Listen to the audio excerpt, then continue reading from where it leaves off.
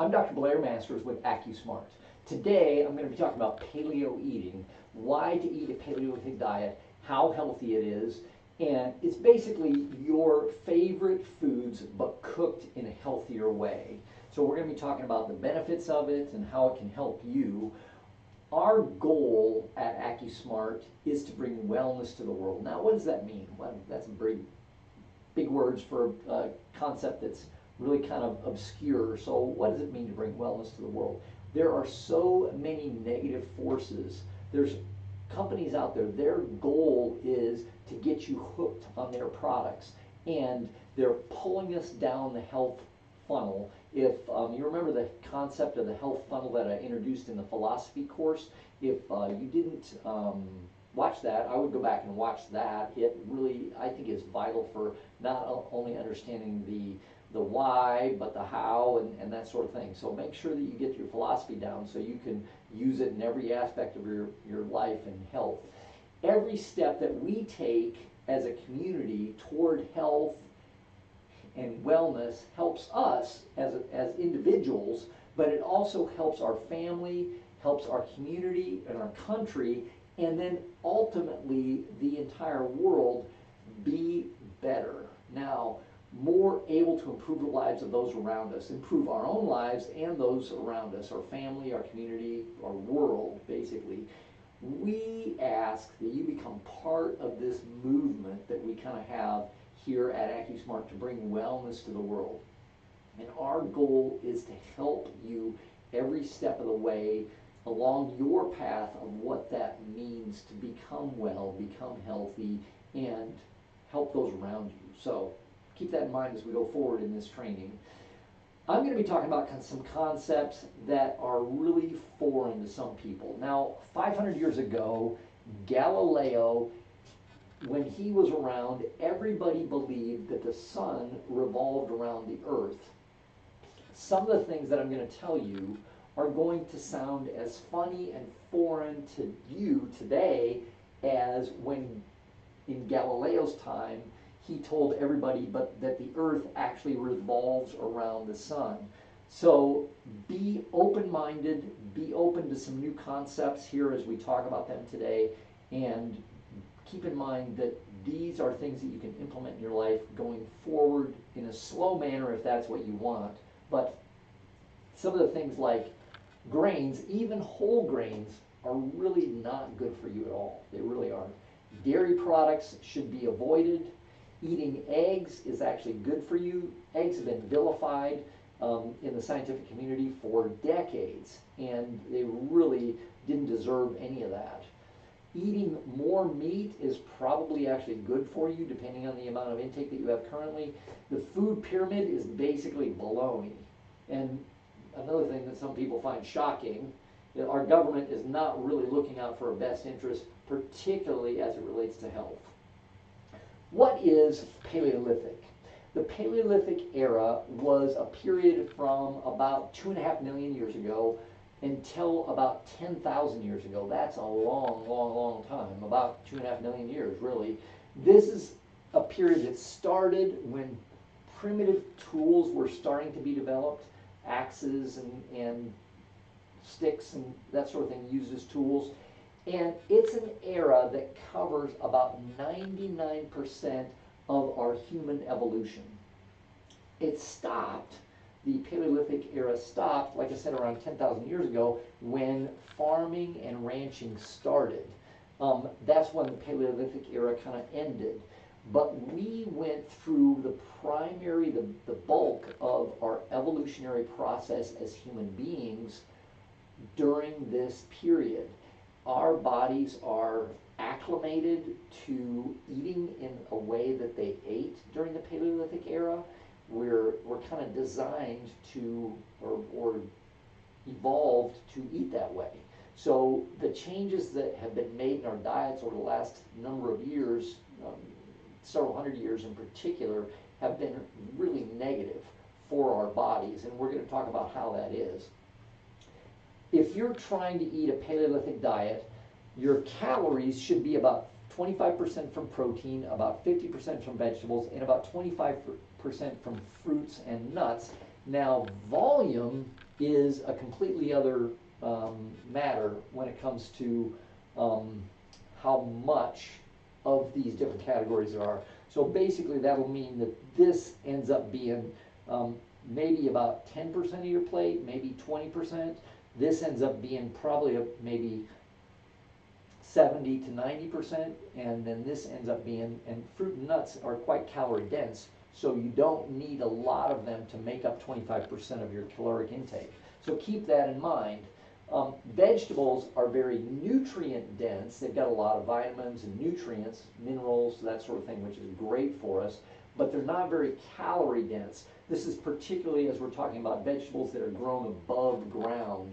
If you have vegetables that are root vegetables, that's kind of another story, because they are not only kind of nutrient dense depending on the vegetable, white potatoes being kind of an exception there, but they're also quite calorie dense as well.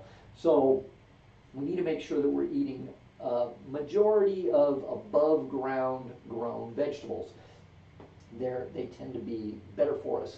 However, lots of benefits to below ground grown as well. The volume of vegetables required to make up 50% of your calories is quite a bit. You need to really have a large volume. And this has lots of benefits because that large volume of vegetables give you lots of nutrients, lots of vitamins, and lots of fiber as well. So what is a Paleolithic diet? It's really, really simple. It really is. The concept is very, very simple. Basically think like, well, would a caveman have eaten this? If it comes in a box, is made from grains that were grown in the field and then processed highly, probably not something that Paleolithic man ate. So, you know, that's kind of a good decision making there. One of the huge advantages that we have when we're eating a Paleolithic diet is our modern conveniences. Like, to be honest, Paleolithic diets can become a little bit boring if you don't have some imagination behind it. But we have salt in abundance, which makes things taste better. But we also have a large variety of other spices that are available. You just go open up the cabinet and find them. Paleolithic man did not have this. So they were stuck eating kind of a repetitive diet, and they would have very seasonal foods and that sort of thing. We don't necessarily have to do that. We don't have to hunt and gather. We can just kind of go to the supermarket.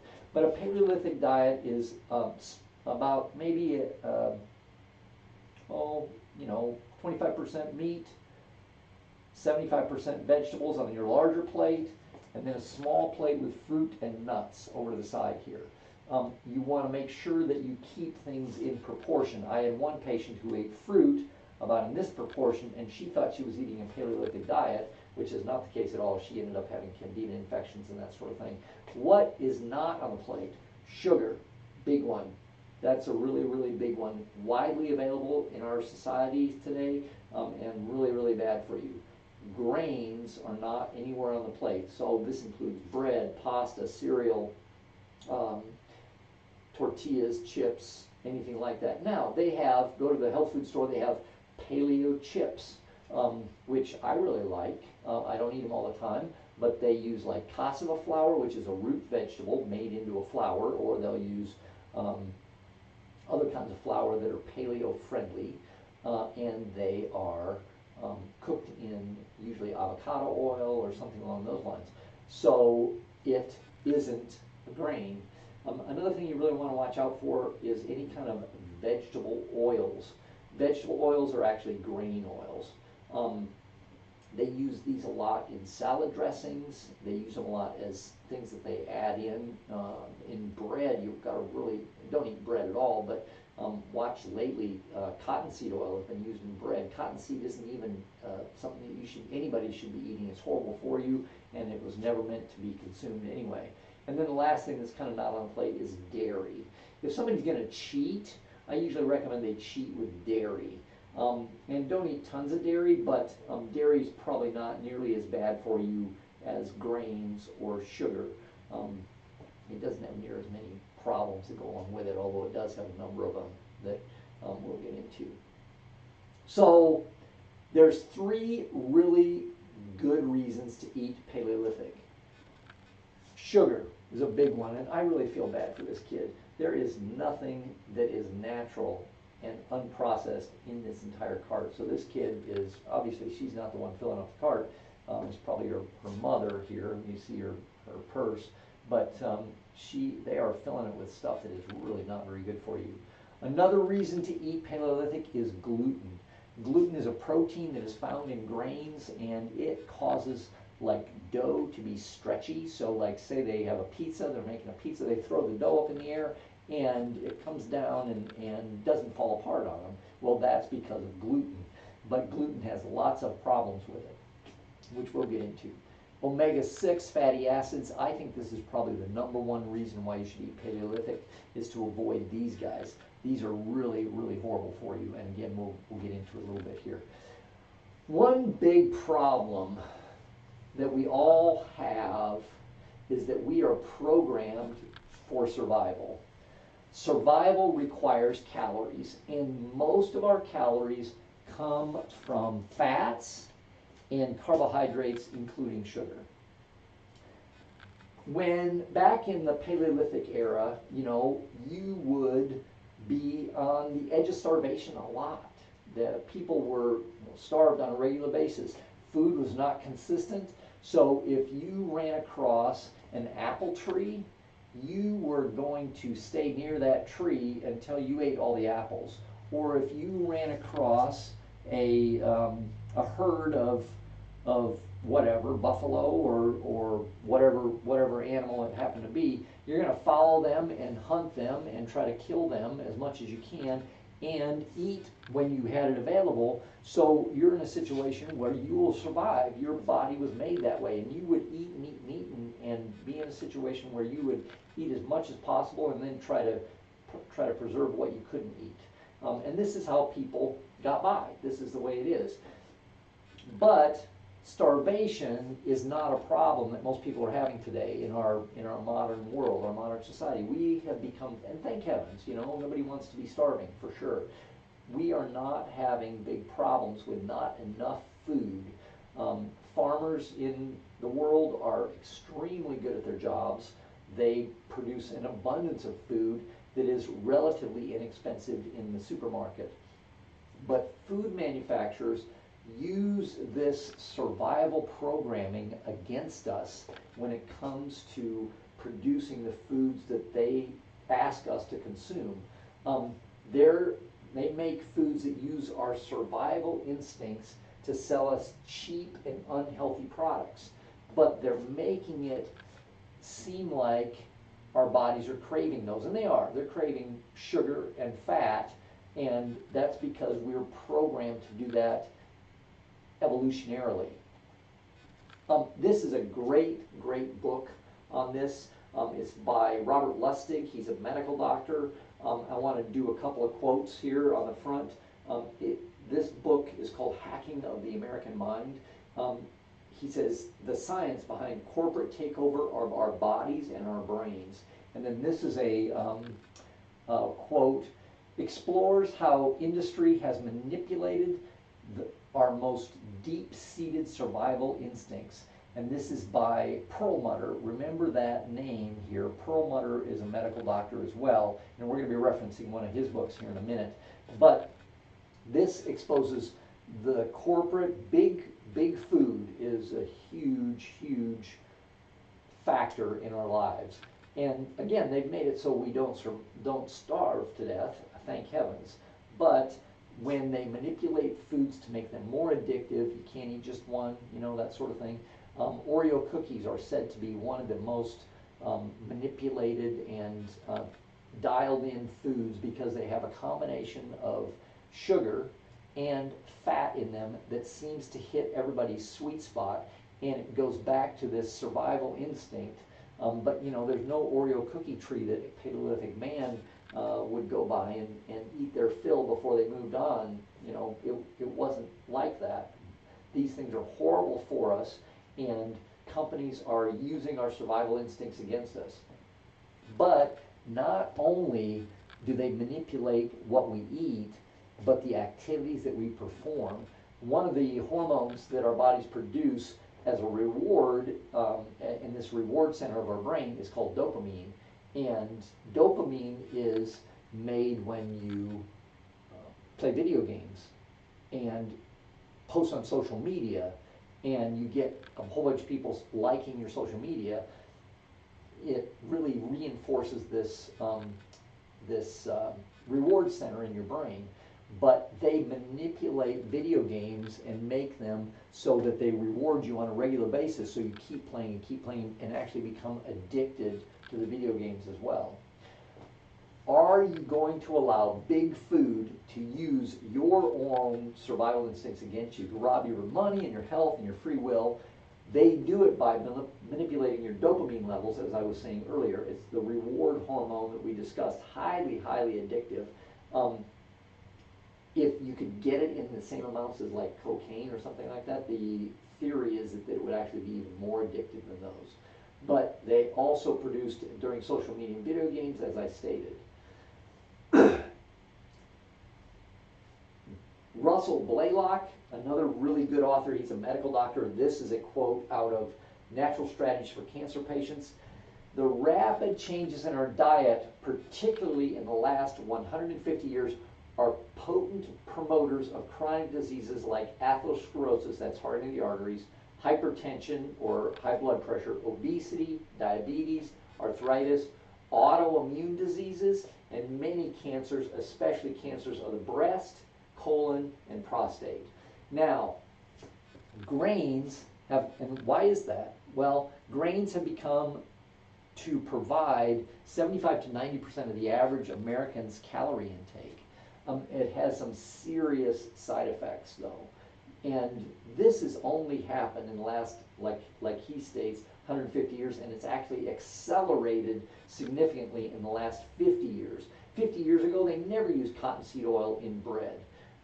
50 years ago, there were not chemicals that we have in our foods today that are approved by the FDA, but are really, really negative for your health. And if you're trying to have a baby, very, very negative for your fertility as well. Two great books on this. Grain Brain. Remember the name Perlmutter, which I quoted earlier when we were talking about hacking the American mind. Dr. Perlmutter wrote this book, really a great, great book. He talks about how grains are really bad for you neurologically. And wheat belly.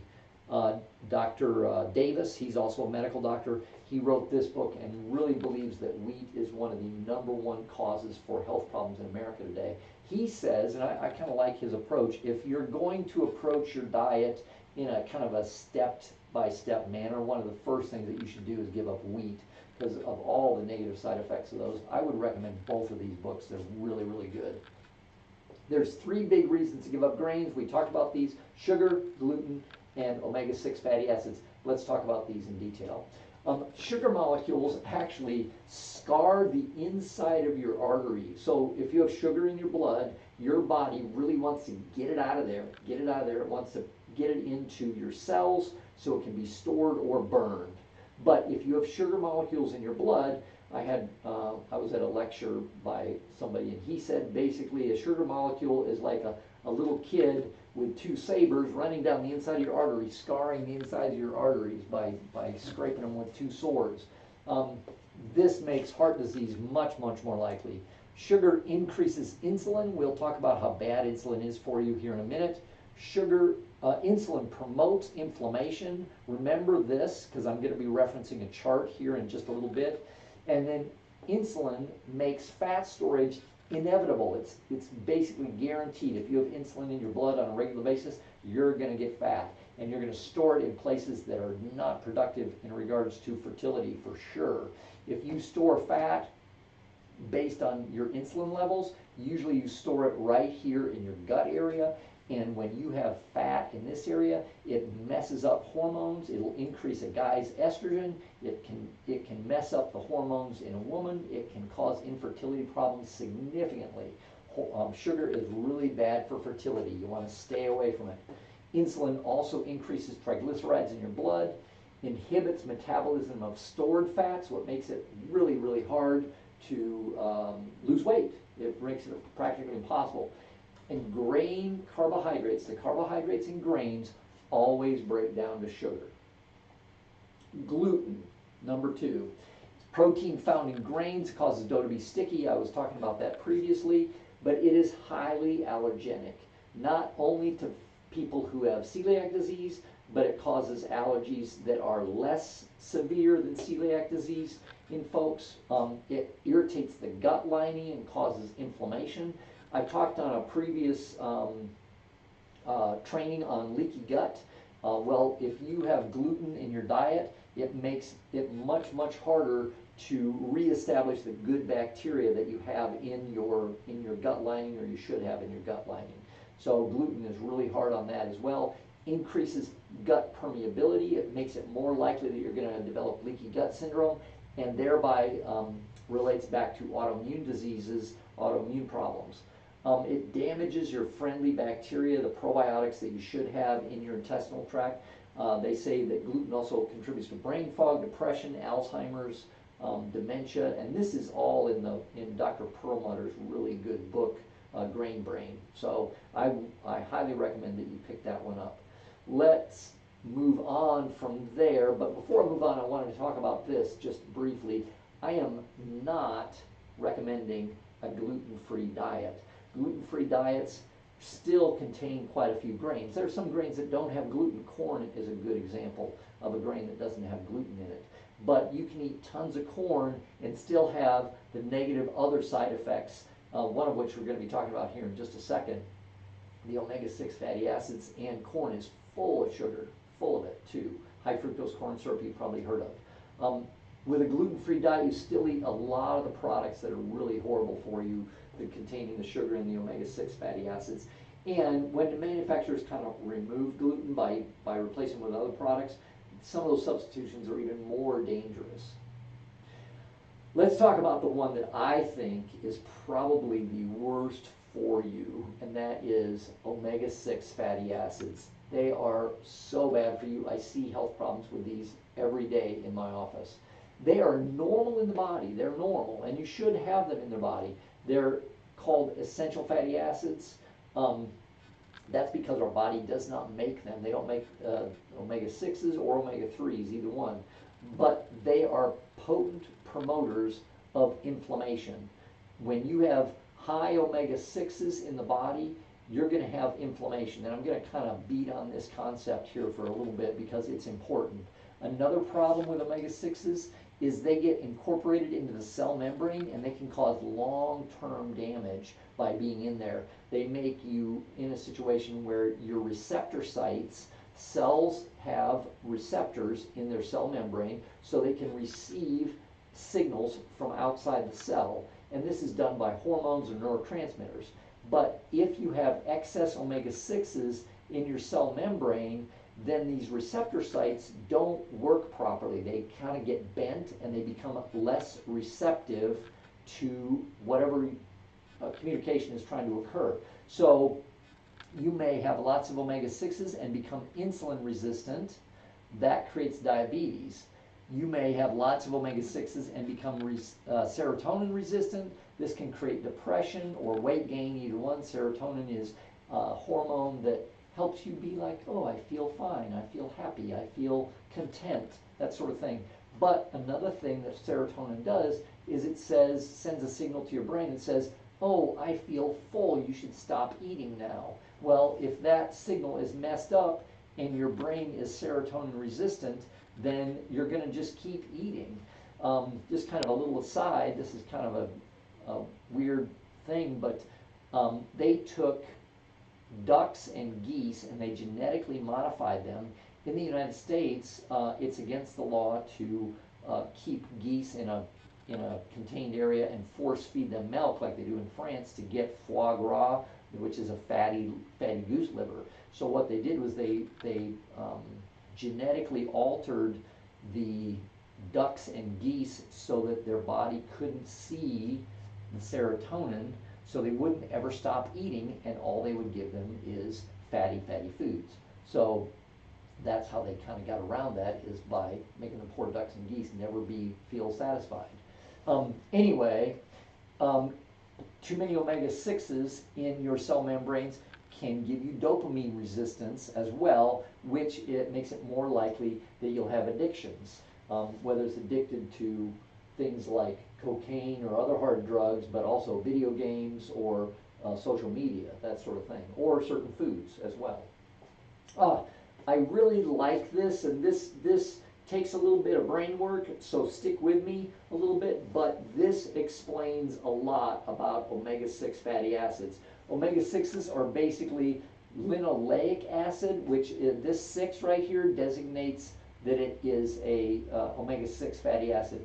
Comes from corn, corn oil, cottonseed oil, sunflower seed, safflower seed, peanut, really bad for you, soy, really, really bad for you, and canola. Soy, they're about 90, I think they said 95 or 99% of soy grown in the United States is genetically modified, so really not good.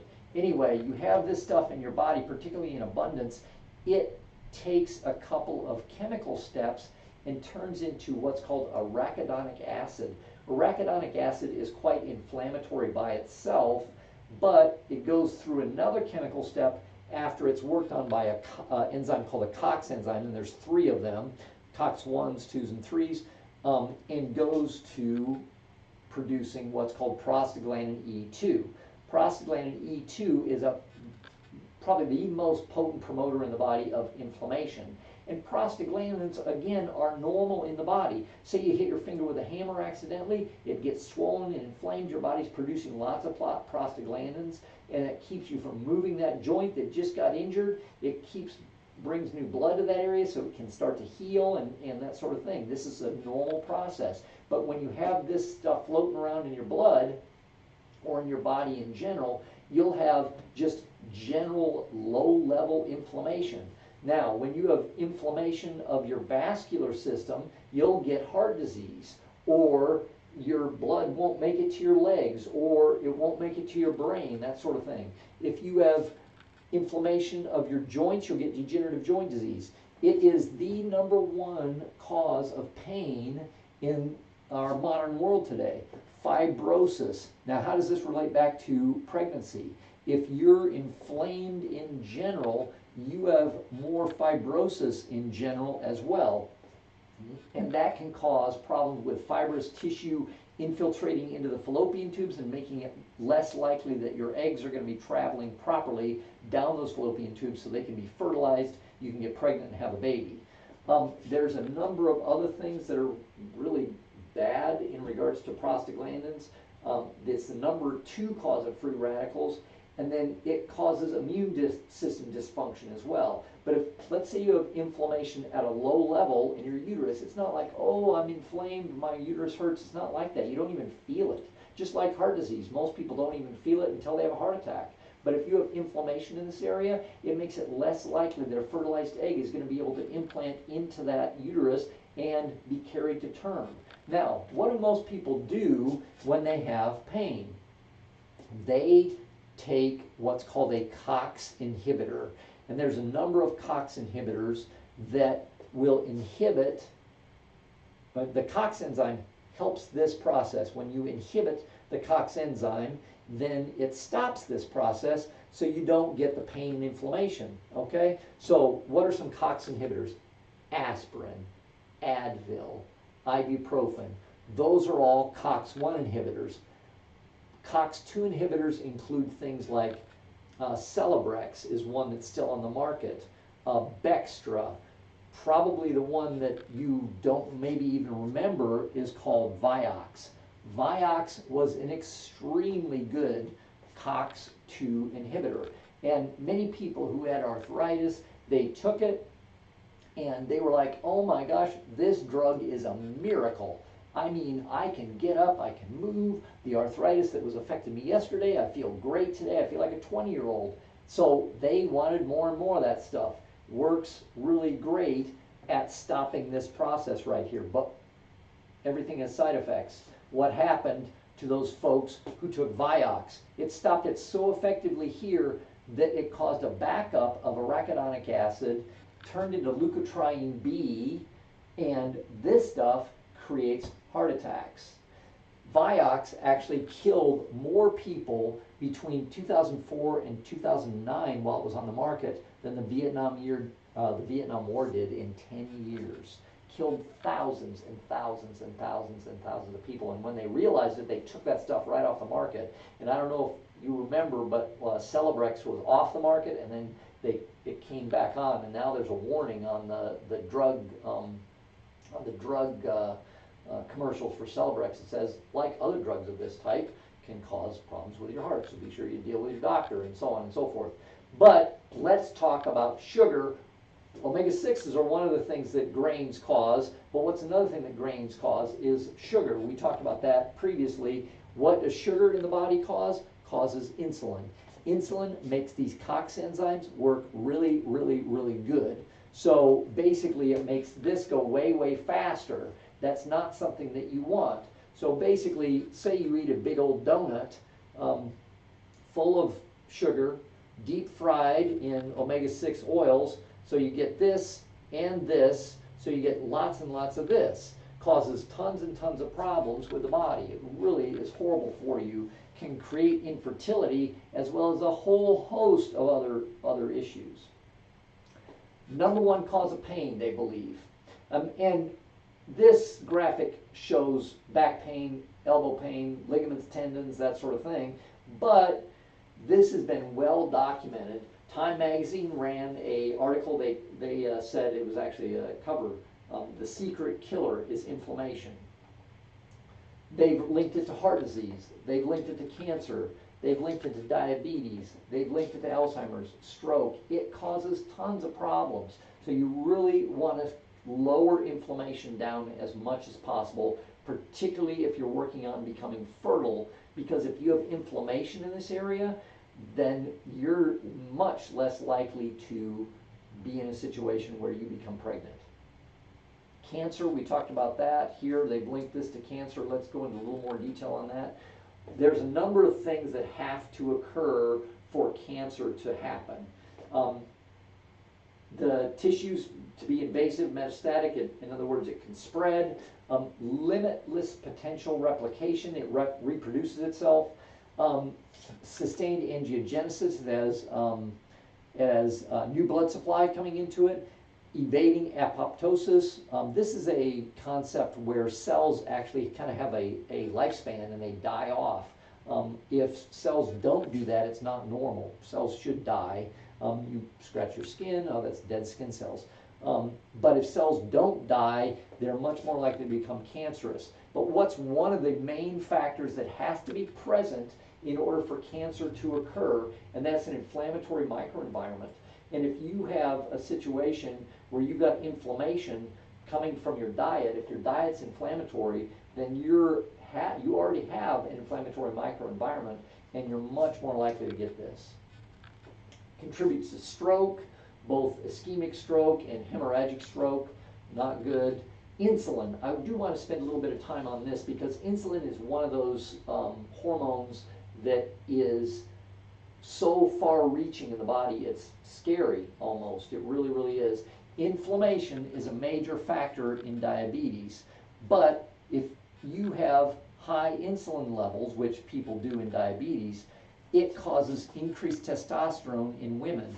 This makes fertility practically impossible. On the other side, insulin also causes increased estrogen in men. It is really bad for you. So avoiding sugar by all means is really, really important.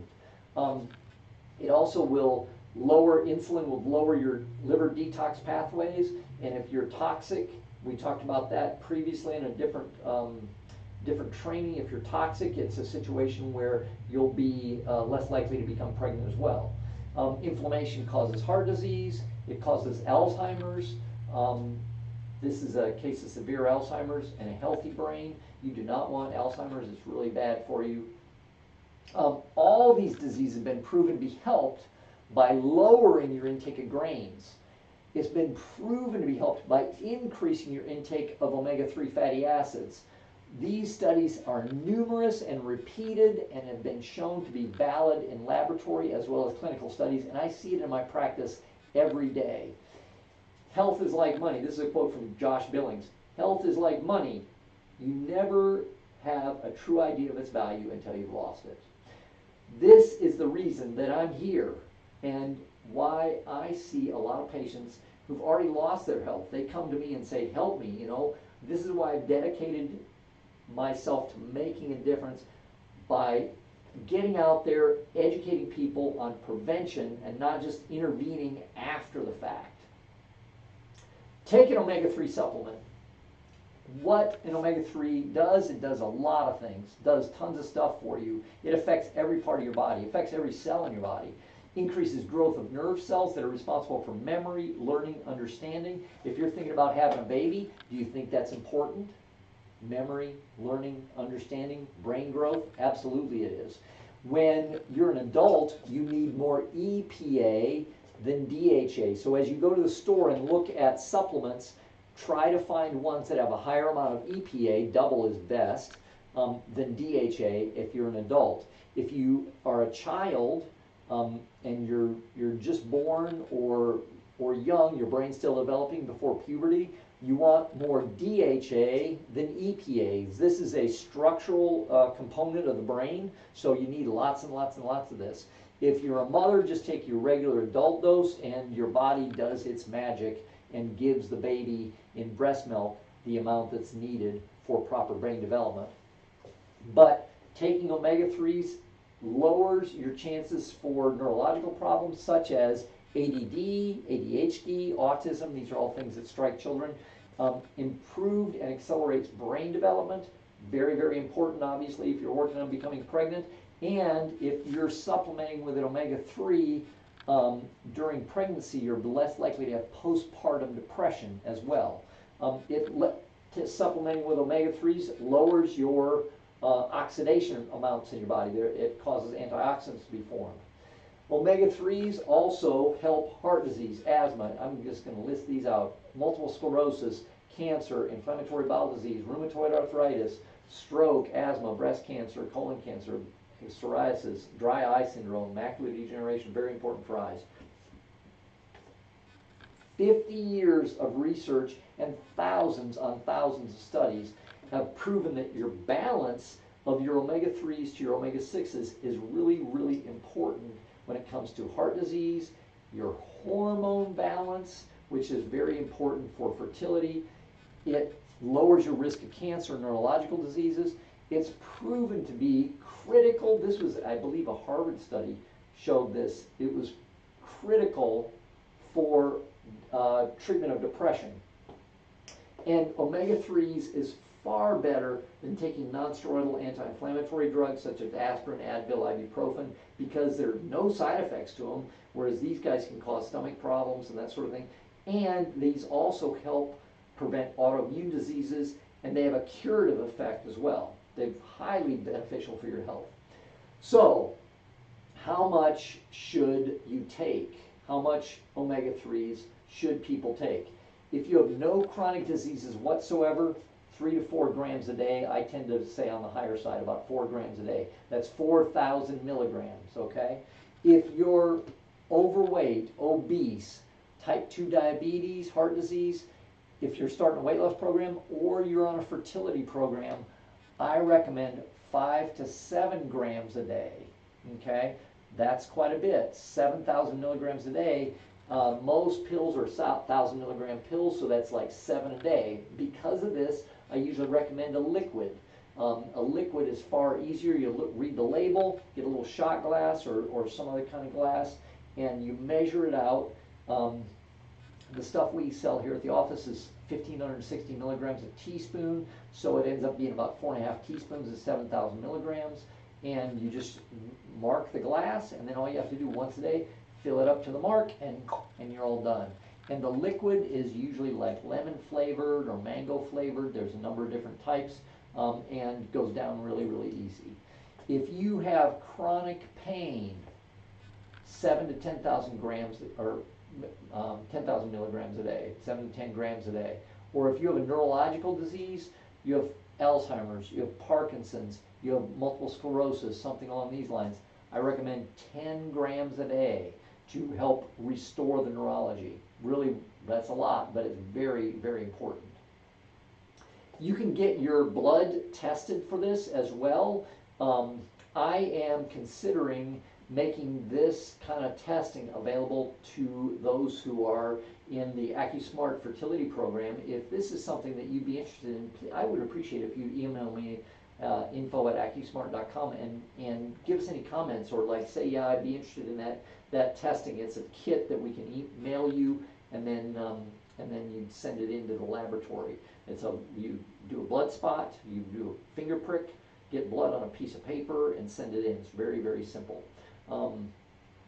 If you're interested in that, then let me know. I'd appreciate the feedback. So I get a lot of people, lots and lots of people who say, no grains, no bread, no pasta, no dairy, no sugar, nothing like that. What am I going to eat? What am I going to eat? These are a couple of meals that we've had at home recently. This is a sausage, and I really strive to look for the no nitrite sausages. This one is one of those. Really delicious. You can see our grill marks on it. And then we have grilled vegetables with it, and fresh tomatoes and avocados. So that is like, that's really good. Oh, these are beets. These are roasted beets, which, I think it makes such a huge, huge difference how you cook things. When I was young, my mother used to make beets, and I think she boiled them or something. I don't know, but man, they were horrible. They were horrible. But my wife, she roasts beets, chops them up in kind of smaller pieces, and roasts them in the oven with spices and salt and pepper over the top. They're delicious. They're so good and so good for you.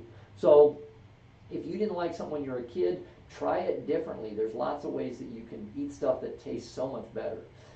This is a burger. This is venison. We have a number of acres here in Arkansas, and I shot this one and had it made into a burger. This is a sweet potato, a piece of sweet potato on the bottom, a tomato, and then my wife made this pesto, and then this is avocado slices in the back here.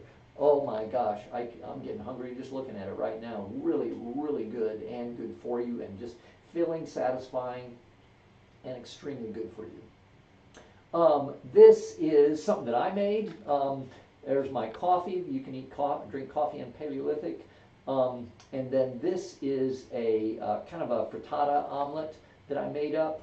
So what I did was I took some sausage and some spinach and mushrooms and onions, and sauteed them up in a pan. And then while that was cooking, I mixed up 3 eggs and whipped them. And then I dished out the vegetables and the meat into the bowl that I was whipping, and made sure they were all together, and then poured it back into the pan with a little bit of oil and cooked it, flipped it, and then I put avocado slices on top. One of the things that I have on here that's a little bit of a cheat is sriracha sauce. Sriracha sauce, depending on how they make it, can have some stuff in it that's not great for you. Some of it has some dyes in it and that sort of thing. So read the labels. There's certain sriracha sauces that you can get at the Asian stores that are much better for you than you might get at the big supermarkets. This was a little bit of a cheat. This is pizza, and that was a little bit of a cheat day that I had. I think we had cheese on top. And this is a gluten-free crust, but it wasn't grain-free. I don't have this very often, but if you've got a situation where you're fairly healthy and you do cheat every once in a while, if you're 80–90% paleo, no big deal when you cheat sometimes, no big problem. And this is one of the cheat days, really delicious. And then this I made at home, and it's a little bit hard to identify, but basically I took an avocado here, and I cut the top off, and you can see where I cut the top off right in this area, and I cut the bottom off, and I forced the seed out, forced the seed out, so now I got an avocado that looks a little like a donut. It's got a hole in it.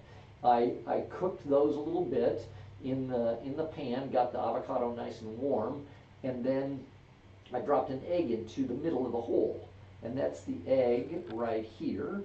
And then cooked it really good on one side, and then flipped it over, and it cooked on the other side. Really delicious. I actually cooked that one covered so it would cook all around a little bit more. That thick of an egg doesn't cook really well, so you got to watch that. And then these are artichoke hearts here that I ate along with that. And then I'm back at my sriracha sauce here. So anyway, these are just some examples of some foods that you can eat when you're eating paleo.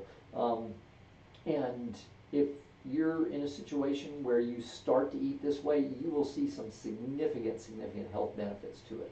But our goal at AcuSmart, as I said previously, is to bring wellness to the world. And we would like you to come along on this journey with us to the extent that you want to, and we're here to help you every step of the way to becoming healthier, becoming hormone balanced, becoming fertile, pregnant, and having a baby. So thanks for listening, and I hope this was helpful.